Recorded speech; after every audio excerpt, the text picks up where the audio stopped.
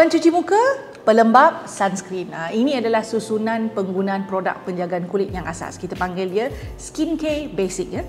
Walaupun hanya ada 3 langkah sahaja, masih ada ramai orang dekat luar sana yang berat nak buat 3 langkah ini. Janganlah macam ni ya. Nak kulit yang cantik memang perlu rajin, memang perlu committed. Saya juga terima satu soalan daripada pengikut Glowy, iaitu kalau sunscreen sudah ada bahan yang melembabkan kulitnya, boleh tak saya skip pakai pelembab? Soalan ini sebenarnya valid ya, dan saya nak terangkan dalam video kali ini bahan yang ada dalam sunscreen dan menjawab persoalan ini dengan memberikan satu contoh sunscreen yang bagus untuk anda.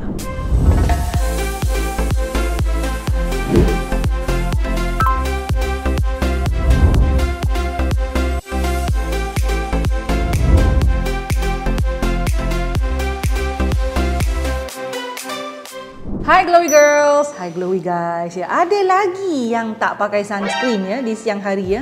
Rugi, sungguh rugi ya. Sunscreen apabila dipakaikan pada kulit, ya, permukaan kulit, adalah satu-satunya produk yang boleh mengubah sinar UV kepada haba yang tidak berbahaya pada kulit. So dengan keupayaan ini, sunscreen sebenarnya amat bermanfaat untuk kulit kita.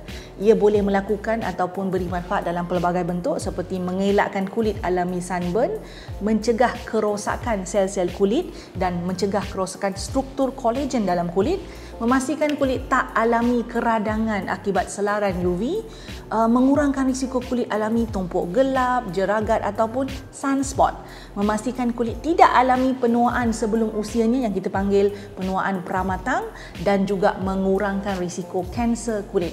Ada satu kajian pada tahun 2020 yang dijalankan selama 12 bulan mendapati bahawa individu yang konsisten menggunakan sunscreen menunjukkan peningkatan ketara pada kualiti kulit, tona warna kulit dan tanda-tanda penuaan pada kulit juga berkurang dengan sangat banyaknya. Mari kita bincang tentang bahan-bahan yang biasa ada dalam sunscreen ya. Saya mahu kupas perkara ini dengan melihat kategori bahan yang biasa ada dalam sunscreen. Secara umumnya apabila kita melihat satu botol sunscreen, bahan-bahan di dalamnya terbahagi kepada beberapa kategori. Yang ini jarang orang bincang tapi saya nak bincang ya. Kategori tersebut adalah 10 ke 20% adalah UV filter ataupun bahan penapis UV. 10 ke 20% lagi adalah emollient untuk melarutkan UV filter dan memberi kesan lembab licin pada permukaan kulit. 1% ke 5% adalah pengemosi, emulsion ya. 0.3 ke 3% adalah pemekat untuk membentuk tekstur sunscreen.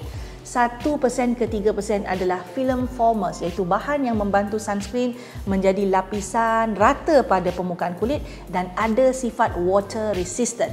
1 ke 3% lagi adalah sensory enhancer, iaitu bahan yang memberi kesan estetik kepada produk, dan 60 ke 80% adalah air.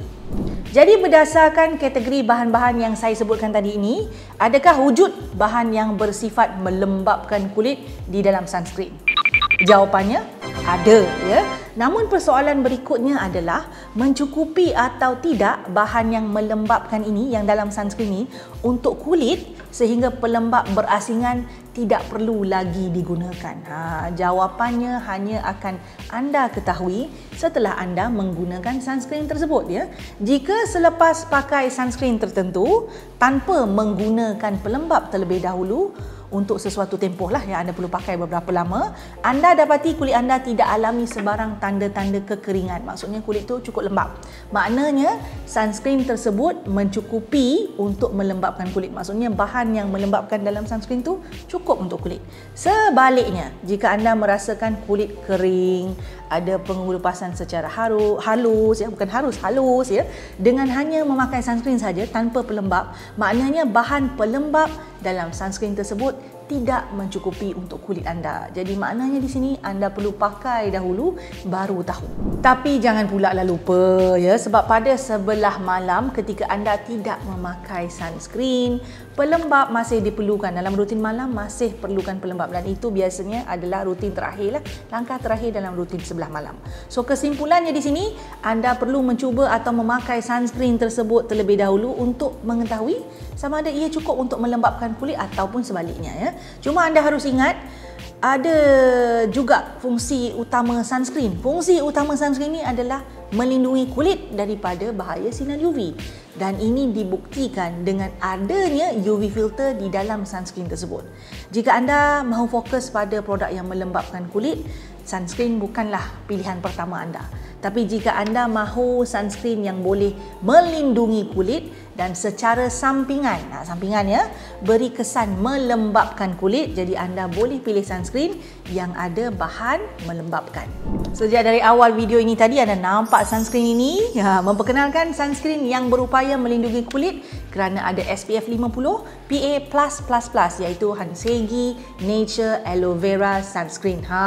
Nama sunscreen tu pun ada aloe vera, iaitu bahan yang boleh memberikan kesan cooling, kesan soothing dan juga kesan kelembapan pada kulit ya.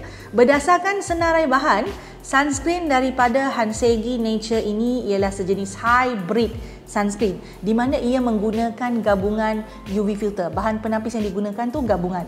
Ada mineral UV filter, ada organic UV filter. Dan di dalam sunscreen ini UV filter yang digunakan adalah titanium dioxide, zinc oxide, octinox-Z, octisalate, Amilox-Z, Uvinul A+ dan Uvinul T150. Titanium dioxide dan zinc oxide yang di dalam sunscreen ini adalah UV filter jenis mineral ya. Orang panggil physical pun ada juga, yang ada kesan ataupun sifat yang kesat dan berkapur sedikit, kita panggil chalky. Memang sifat semula jadinya. Selalunya sunscreen yang menggunakan UV filter jenis ini, dia akan menyebabkan kulit yang kalau tona yang gelap lah ya, nampak agak kelabu ketika menggunakannya ataupun ada kesan yang kita panggil white cast ya. UV filter selain titanium dioxide dan zinc oxide pula dipanggil organic UV filter atau chemical UV filter. UV filter ini cenderung menyebabkan kulit jenis sensitif alami iritasi, tapi kalau dipakaikan kepada kulit ia kelihatan cantik, rata, tidak kelabu, tak ada white cast dan boleh disapu dengan baik sekali. So apabila Hansegi Nature Aloe Vera Sunscreen ini menggunakan gabungan UV filter iaitu jenis mineral dan juga jenis organik tadi, ia boleh menghapuskan kelemahan UV filter yang digunakan secara berasingan dan meningkatkan keberkesanan sunscreen ini secara keseluruhan. So sunscreen sebegini kita panggil dia hybrid sunscreen. Bahan tambahan yang menarik yang ada dalam sunscreen ini juga adalah Aloe barbadensis leaf juice, aloe vera lah tu leaf ya. Dan ada Centella asiatica extract, ada orchid extract, ada Morus alba bark extract. Dan bahan-bahan ini ada sifat conditioning, iaitu dia merapikan dan melembutkan permukaan kulit ya. Sunscreen ini juga ada bahan lain yang melembapkan seperti glycerin, butylene glycol, sodium hyaluronate dan ini memang fungsinya macam saya sebut tadi melembapkan kulit. Ada juga allantoin di dalam sunscreen ini yang boleh memberikan sifat kelegaan kepada kulit ya. Tekstur sunscreen ini kalau anda lihat disapu pada permukaan kulit, dia adalah soft cream. Mudah sangat disapu, mudah untuk diratakan, tidak berminyak kesan akhirnya dan tidak melekit ya. Tekstur sunscreen sebegini juga boleh menyebabkan dia sangat bagus untuk kita pakai sebagai makeup primer. Ya, maksudnya lepas pakai sunscreen tu tak payah pakai primer pun boleh. Kita terus pakai makeup dan makeup akan kelihatan rata dan cantik, tidak bercapuk pada kulit. Setelah menggunakan sunscreen ini, selain kadar perlindungannya yang baik SPF 50 PA+++, saya menyukai teksturnya yang lembut dan mudah diratakan pada kulit itu. Dan saiz sunscreen ini juga, botolnya itu yang agak banyak ya, 70 ml. Maksudnya dia boleh dipakai lama jugalah, dan ini juga satu kelebihan kepada saya. Ramai orang beli sunscreen dia bukan nak pakai sekejap-kejap kan, dia nak pakai lama. Jadi jika anda mencari hybrid sunscreen yang efektif dan mempunyai bahan yang melembapkan, saya amat mencadangkan anda untuk mencuba Hansegi Nature Aloe Vera Sunscreen. Suka video yang saya selalu kongsikan? Apa kata, jangan apa kata, buat sekarang ya. Subscribe channel saya, like, share dan pastikan tekan butang loceng tu. Ada loceng tu yang cute-cute, loceng kecil tu tekan supaya anda mendapat notifikasi setiap kali saya masukkan video baru. Jangan terlepas, jangan tertinggal. Buat sekarang.